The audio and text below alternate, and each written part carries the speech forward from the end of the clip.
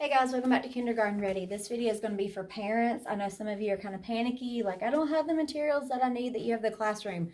We're a little antsy too, but we have been brainstorming some ways that you can make some materials at home like what we have at school. I was concerned, a lot of our games that we play in math have dice, and they're special made dice. Like it's not just your 1 through 6 regular dot dice. I've got some that have actual numbers on it, some that have 1 through 5. I've got some that have 1 through 3, and you play them different combinations. So I was thinking, for those of you who don't have dice, I don't know about y'all, but I do not have dice at my house. So I was thinking, how could we get you guys the resources that you need to where you can still play those games if I sent out the original game sheet to you, okay?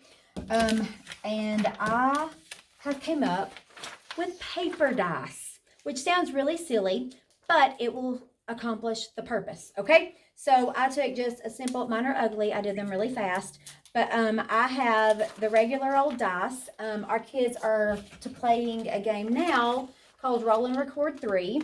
It's where you take 2 dice. The numbers on the dice are 0 through 5. So one face on the dice doesn't have any dots. So the ones would be, like one of those. The 6s are no longer there. It's 0, 1, 2, 3, 4, 5. Those are the only faces, the dots, okay? All right, so they roll those, and then they add those totals together. They find whatever number it is. So if they roll a 1 and a 0, they're going to come and they're going to write the number 1. If they roll a 2 and a 2, they're going to write the number 4. Whichever one makes it to the top, it wins. That's how you play Roll and Record 3. There's all different kinds of variations. There's Roll and Record, the regular version. There's Roll and Record 2 and 3. You can modify this however your child needs. So if you need a modification, you'd like to play this game, let us know. But our idea was you could even take cotton balls. You could wad up another piece of paper, but you're going to put these on the table beside the game mat. You drop a piece of paper on this one and a piece of paper on this one, and then you're going to add those quantities. If you want to make it a little bit harder, you can do the actual numerical numbers. But our kids, as of right now, are still doing all the dotted dice, so both sheets will look just like this for Roll and Record 3, okay? But you drop it on one, you drop it on the other, and then you add those quantities together. So you're not even actually using dice. You're using the principle behind the dice, but you don't have to have dice, okay? So that was our idea for at-home dice, paper dice, okay? All right, Miss Amanda, last year our kids were going through Play-Doh in this room like nobody's business. They loved it, and everybody loved it. So we ran through a lot of it. She made us Play-Doh at her house and brought it in these big gallon bags, and it lasted forever. It didn't crumble as long as you keep it sealed up when you're not using it. It was amazing. So Miss Amanda's going to post that recipe for you, and you can make Play-Doh at home for your child. Okay, Play-Doh is good for all kinds of things. I've already put my Play-Doh back up. But you can make popcorn words. You can make numbers out of Play-Doh. And you're like, how do you even do that? But you roll it up and make a Play-Doh snake. And that's what we call it, the long, thin Play-Doh snakes. And then you form the numbers or the letters. They can do that to 20 to practice their letters for the day. They can write their popcorn words in that formation. They absolutely love to do Play-Doh letters, numbers, okay? So you can do Play-Doh. You can make Play-Doh at home, or you can just use Play-Doh at home. There's lots of uses for Play-Doh that I would have never thought about had I not been in a kindergarten classroom, okay?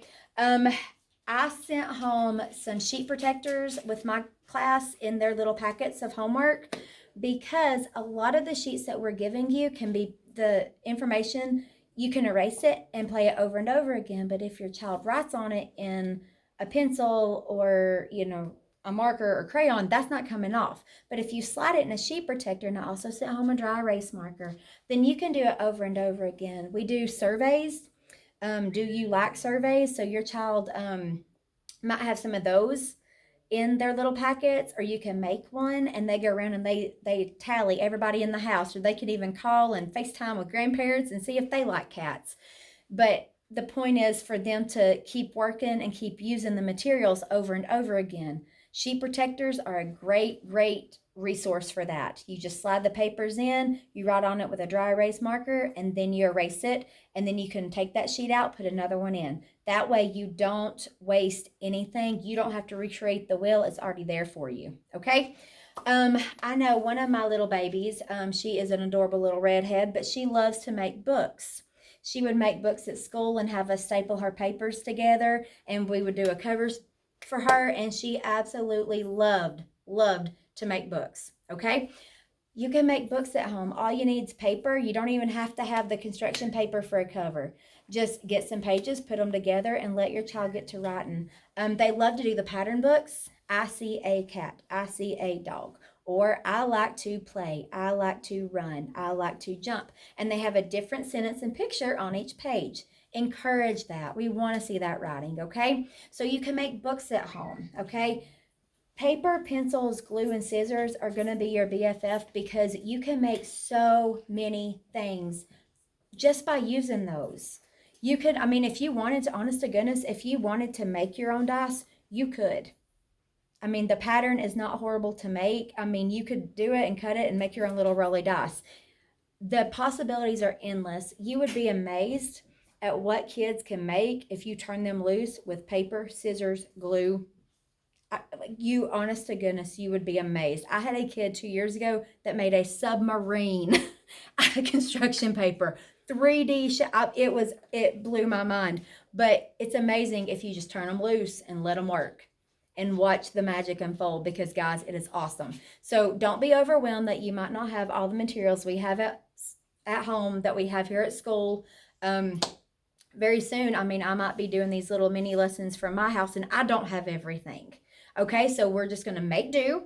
We're going to do the best we can. If you have any questions or you feel like you can't do an activity because you don't have something, message us and we will brainstorm and get with our other little teachers in this group and we will figure out a solution to your problem. Okay, so don't panic. You've got lots of resources at your disposal, and like I think we should patent this, right? Like, I mean, paper dice genius, right?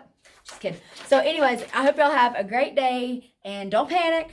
Just use what you've got, and if you've got any questions, just message us at Kindergarten Ready.